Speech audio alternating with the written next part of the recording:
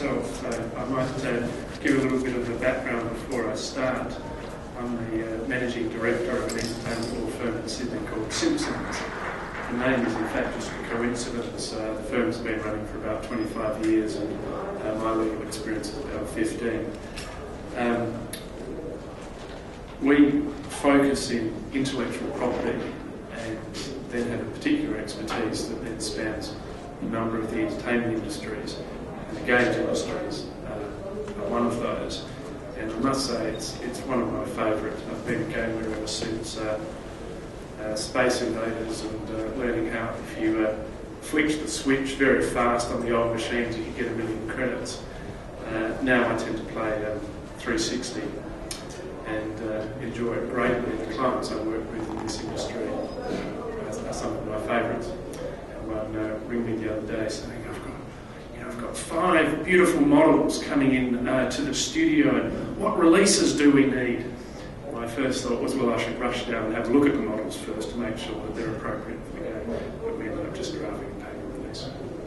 So today what I want to talk about is user-generated content, or really in this context player-generated content, and in particular how the end-user agreements interact.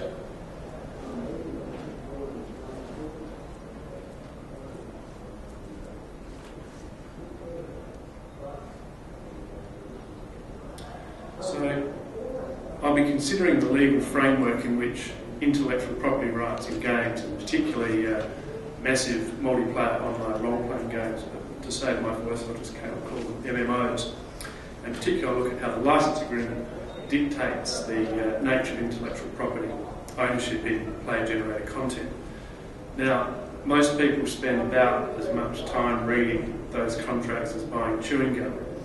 So the critical point in this presentation is to remember they're fun and exciting.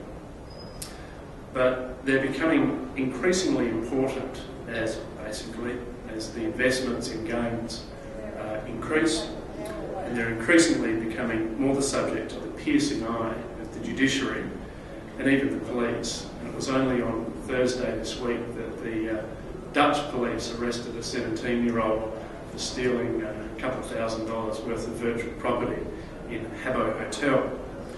And for the police to do that, there would have needed to be a consideration of who owns this, because we're not just going to go and arrest someone because they've been taking their own property. Whose property is it? So most likely there would have been consideration of the end-user agreement in terms of taking action by those people who complained about it. And similarly, I'm sure IBM spent more than a passing glance looking at the user agreement in Second Life when they made the decision to invest, I think it's $100 million over 3 years on their 24-island archipelago. So the important thing is that the end-user agreement dictates the player-developer relationship, and it's akin to the, if you like, the 10 commandments.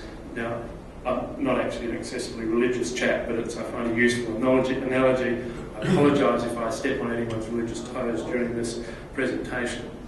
But by setting these rules in which virtual life is created and ends, developers really play God. How that divine power is wielded will impact on, of course, how the game is played, but also how much time and money players are prepared to invest. It can play a key role then, I say, in the long-term success of an MMO game. So after today, I hope at least some of you will have a dirty little secret, which will be that you'll from time to time have a look at the terms of these agreements. The starting point of the analysis is to have a look at copyright laws. Because after all, user-generated content is really just a bundle of intellectual property rights. And copyright is the key component.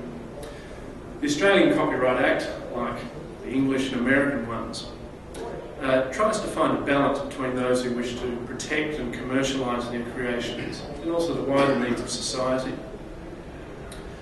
It provides a limited monopoly that acts really as an incentive for creators to create and developers to sell their games. And it's this limited monopoly that really is the crucible of creative economies, provides the legal framework through which creative endeavour is protected. And really it does so by threat of legal action, me involving writing nasty letters to people or taking them to court at the end of the day. But that protection provides security for the investment, and arguably if there wasn't that protection, the level of creative effort and investment would fall. Now there's no end of people who would challenge that position. EFF being a nice example, many other perspectives on that, but my view is that it kind of works fairly well. It's certainly imperfect, and certainly we're seeing games developers flourishing at the moment. Now, Copyright Act and those balances and incentives can then be varied by contract. And in the case of MMOs, this is done through, of course, the user agreement. So in virtual worlds where a player's actions are almost entirely determined by the developer's contract with the player can be really important in terms of modifying that balance.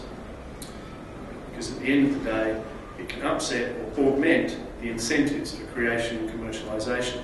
It can unnerve investment.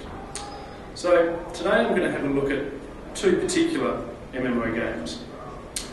EverQuest 2, that is not my beast, and Second Life, and have a look at how they particularly try and tackle the issue.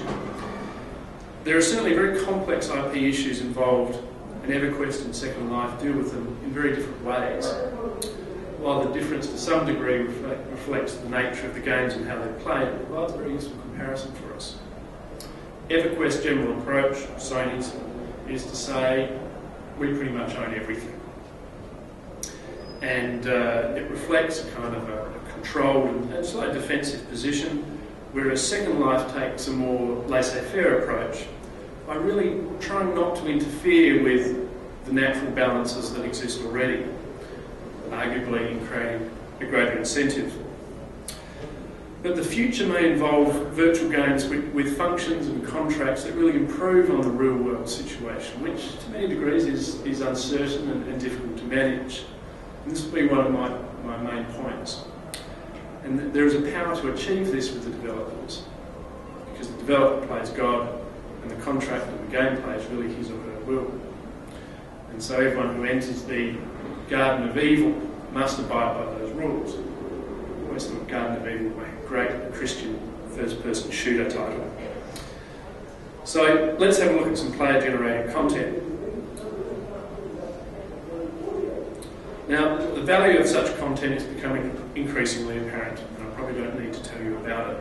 It really is the must-have for a lot of new titles. It provides a whole new level of interactivity and immersion for gamers. It results in high levels of commitment, community and loyalty. It can vary in creativity and complexity from a sword that has been given mystic powers to a fully functioning consulate, like the good people from Sweden have done in Second Life. There are many others, of course. Glorious Halo, which burnt too many of my hours at midnight.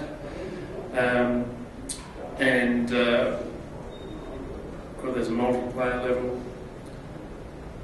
And then, I'm not sure if you guys have come across this, Little Big Planet, upcoming release by PS3, which really promises an enormous level of interactivity and cooperation between players in a very, very malleable environment, where gamers will be encouraged to create their own levels and upload them.